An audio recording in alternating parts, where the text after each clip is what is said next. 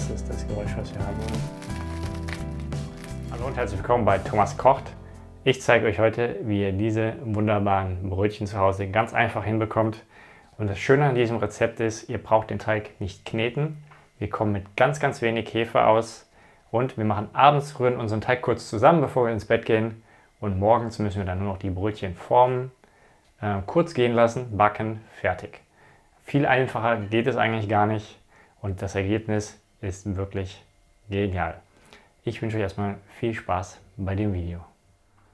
Für unsere Brötchen nehme ich in dem Fall 500 Gramm Dinkelmehl Typ 630, aber ihr könnt auch ein Weizenmehl Typ 505 oder auch 405 nehmen.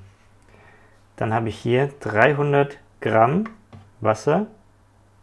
Ich wiege mein Wasser immer genau ab. Das ist immer deutlich genauer, als wenn man einen Messbecher nimmt. Denn 10 Milliliter mehr oder weniger machen schon einen Unterschied. Also 300 Gramm kaltes Wasser, noch dazu, wichtig, kaltes Wasser. Denn wir wollen nicht, dass der Teig zu schnell geht.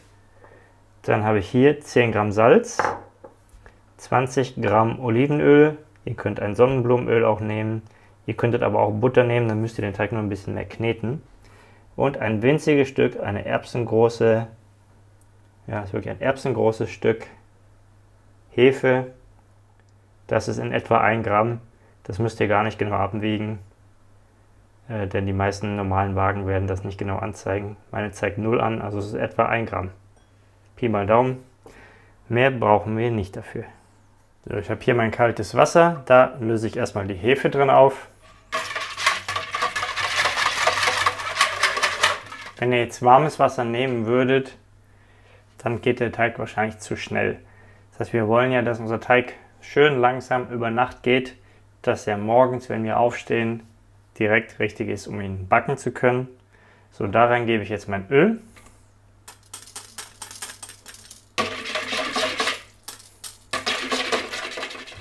Das Salz vermische ich kurz mit dem Mehl.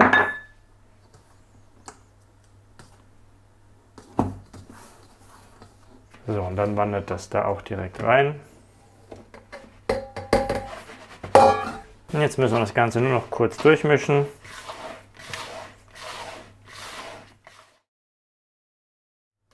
So, das Ganze dauert keine Minute. Dann knete ich das einfach nur ganz kurz zusammen, so dass wirklich das ganze Mehl gebunden ist. So, und mehr brauchen wir gar nicht machen. Den Rest übernimmt die Zeit. Dadurch wird sich das Klebeeiweiß entwickeln. Das dauert dann immer mehrere Stunden, wenn ich den Teig eben nicht knete. Und morgen früh werdet ihr sehen, haben wir einen super elastischen Teig. So, ich mache jetzt hier noch einen Deckel drauf. Mache es richtig zu, denn der Teig soll nicht austrocknen. Zusätzlich lege ich noch ein Tuch drüber, denn wahrscheinlich wird der Deckel sowieso aufspringen. Das ist aber nicht so schlimm, wenn das Tuch drüber liegt. Denn hier entsteht ja auch CO2 bei dem Gärprozess. Und dann lassen wir den ganz einfach an einem Ort stehen. Sollte nicht zu warm sein, ganz einfach Zimmertemperatur und dann lassen wir den Teig schön gemütlich gehen bis morgens. So, das ist mein Teig am nächsten Morgen. Es ist jetzt etwa 9 Stunden rumgegangen bei Zimmertemperatur. Der Teig hat sich mehr als verdoppelt, also man hätte ihn natürlich auch früher backen können. Wichtig ist, dass er sich ungefähr verdoppelt hat. Und jetzt geht es weiter mit dem Brötchenformen. Zum Formen mache ich jetzt oben ein kleines bisschen Mehl drauf, nicht zu viel. Wir wollen jetzt hier nicht zu viel Mehl einarbeiten. Kleines bisschen Mehl auf die Arbeitsfläche. Und jetzt stürzen wir das Ganze da vorsichtig drauf.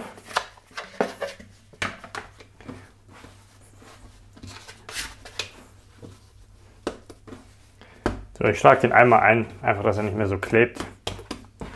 Und jetzt portionieren wir uns da Stücke. Ihr bekommt hier 9 Stück. 9 Stück à 90 Gramm raus. So, eine Sache will ich euch mal zeigen. Ich sage immer, Teig muss gut geknetet sein, damit sich das Gluten entwickeln kann. Oder der Kleber in dem Mehl. Aber der Kleber kann sich auch entwickeln, wenn ich den Teig sehr lange stehen lasse. Also hier habe ich jetzt so gut wie nicht geknetet, nur gerührt. Und wie man hier sieht, der Teig lässt sich wunderbar dünn ausziehen. Das heißt, diese Klebereiweißentwicklung passiert einfach auch ganz von alleine, ohne Kneten, wenn man den Teig einfach nur lange genug gehen lässt. So, zum Formen noch mal ein kleines bisschen Mehl auf dem Boden, dass hier nicht so sehr kleben. Und dann ziehen wir den Teig wieder in die Mitte. Das sieht man bei mir in vielen Videos. Ich habe schon einige Brötchenvideos gemacht.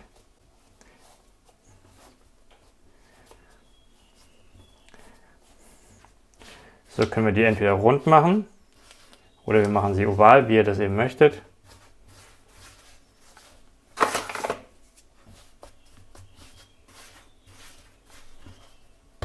Der Teig klebt ein kleines bisschen, aber das soll er auch. Brotteig klebt, das ist nun mal so.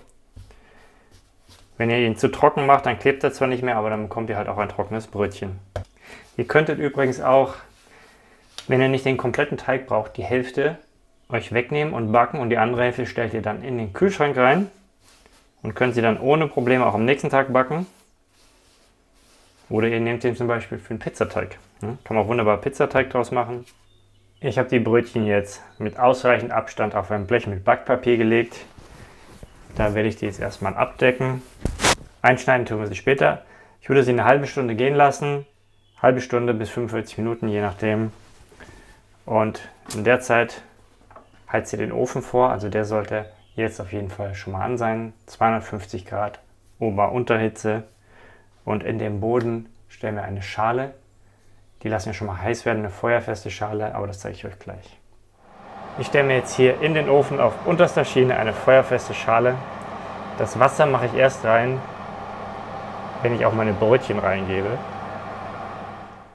So, ich habe die Brötchen jetzt 45 Minuten gehen lassen, damit die schön aufgehen. Und jetzt müssen wir die noch einschneiden. Ich nehme dafür ein scharfes Sägemesser. Den Tipp habe ich von dem Bäckermeister bekommen. Natürlich geht eine Rasierklinge wunderbar, aber die meisten haben keine zu Hause. Ansonsten geht natürlich auch ein scharfes Messer, aber es muss auf jeden Fall scharf sein. So, dann schneiden wir das ein. Könnt ihr ruhig ein bisschen tief einschneiden,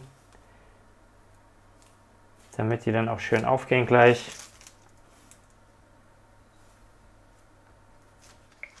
So, dann sprühe ich die einmal noch kurz mit Wasser ein. Dadurch bekommen die nachher gleich den schönen Glanz.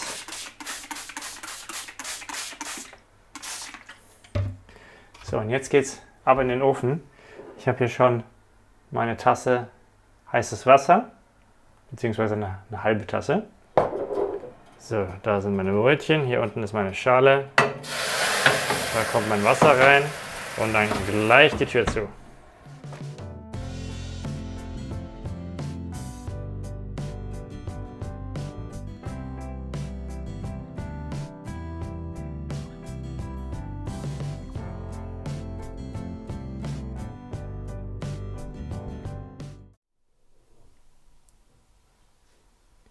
So, das sind meine Brötchen nach 20 Minuten.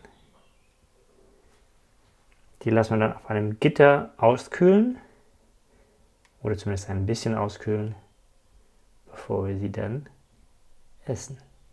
So, meine Brötchen sind jetzt bereit gegessen zu werden. Hört ihr das?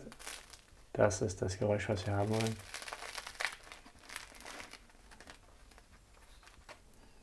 Wunderschön. Fluffige Krume.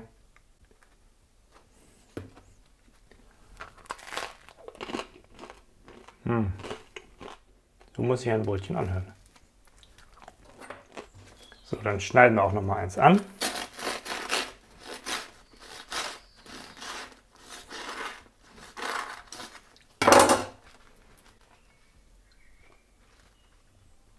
Traumhafte Bohrung. Super weich, super soft. Perfektes Brötchen. So, das war auch schon mein Brötchenrezept. Wenn ihr ein Rezept noch haben wollt, wo ihr noch weniger morgens machen müsst, wo ihr die Brötchen wirklich nur noch formt und in den Ofen schiebt, dann habe ich auch genau das Richtige für euch. Da habt ihr allerdings am Vortag ein kleines bisschen mehr Arbeit. Und ansonsten hoffe ich, das Video hat euch gefallen. In dem Fall würde ich mich natürlich wie immer über einen Daumen hoch freuen. Empfehlt meinen Kanal gerne weiter. Abonniert ihn natürlich, dann verpasst ihr keines meiner Videos mehr. Und dann hoffe ich, wir sehen uns beim nächsten Mal wieder. Bis dann. Ciao, ciao.